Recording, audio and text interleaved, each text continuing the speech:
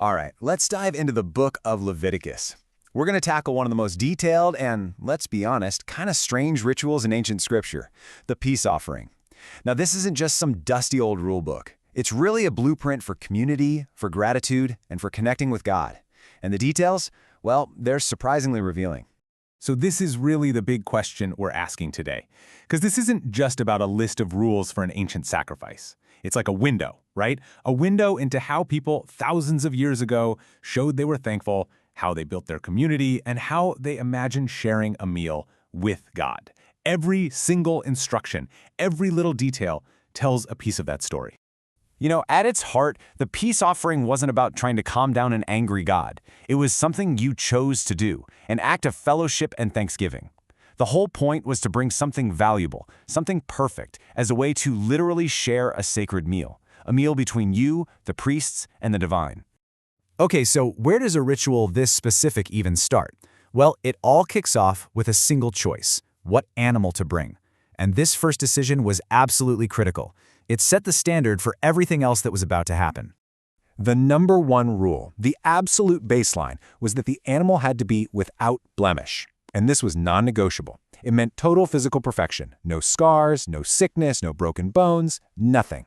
It was a powerful symbol that you were giving your absolute best, not just some leftover or second-rate offering. So the text gives you a couple of options here. The animal could come from your herd, so think a bull or a cow, or from your flock, like a sheep or a goat. Now what's really interesting is the mix of flexibility and rigidity. It could be a male or a female, didn't matter. But no matter what, that one standard, without blemish, that never ever changed. And if you think that's detailed, oh, it gets way more specific. For example, if you chose a lamb, the rules demanded that its entire fat tail, the rump, had to be removed right up close to the backbone. This wasn't a suggestion, it was a precise surgical instruction. It just goes to show you that every single part of this ritual was thought out and packed with meaning. All right, so you've got the perfect animal. What happens next? Well, this is where the offerer and the priests begin this very precise sequence of events, right at the entrance to the ancient tabernacle. Let's walk through it. So the whole thing really breaks down into 5 key steps. First, the presentation. You bring the animal to that sacred public space. Then comes a really personal moment, the consecration. Only after that comes the actual sacrifice. From there, the priests take over for the application of the blood, and it all culminates in the offering, where specific parts are burned on the altar fire. But let's pause on that second step for a second, the laying on of hands. This was so much more than just a touch. By putting your hand on the animal's head, you were performing this deeply symbolic act.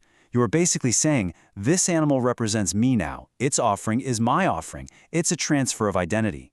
And this is where the priest's role becomes absolutely critical. The offerer makes the sacrifice, but only the priests could handle the blood. And in their worldview, blood was life. So when the text says they shall sprinkle the blood upon the altar, that was one of the most sacred, most powerful moments in the whole ceremony. Now here's something you might not expect. After the sacrifice, most of the animal was actually eaten. It was part of that shared communal meal. But certain parts were exclusively reserved for God. They were the Lord's portion. And when I say the text is specific, I mean it is incredibly specific about what got set aside for the altar.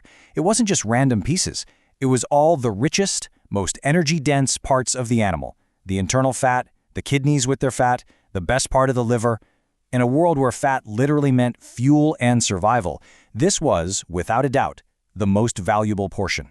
And after listing every single one of those prized fatty parts, the text just boils it all down to this one powerful statement: all the fat is the Lord's. That's not a guideline. It's presented as a fundamental universal law. So, what was the point of burning all this good stuff? Well, the text calls it the food of the offering and says it created a sweet savor, a pleasing aroma for the Lord. The idea was that turning the richest, most valuable parts into smoke was a tangible gift, an act of devotion rising up to the heavens. And all of this, the entire ritual, it all builds to a final, lasting rule, a command that was meant to stretch way beyond the altar and into the daily lives of the people. The text uses this really heavy, legal-sounding phrase, a perpetual statute. This isn't just a suggestion, you know. It's basically saying, this is a permanent law. It's for all future generations, forever, no matter where you happen to live. And this is the mic drop. This is where the whole ceremony hits home. The two elements that were made holy at the altar, the blood representing life and the fat representing the very best portion, were now completely forbidden in your everyday meals. The holiest parts of the sacrifice became the foundation for a dietary law, embedding the whole principle right into everyone's home. And that just leaves us with this really powerful thought, doesn't it? This ancient ritual weaves together sacrifice, community, and your daily diet into one single fabric of meaning. It kind of makes you stop and think, if the simple act of eating can be treated with that much sacred gravity, what does that say about the food we share and the unwritten rules that govern our own tables today?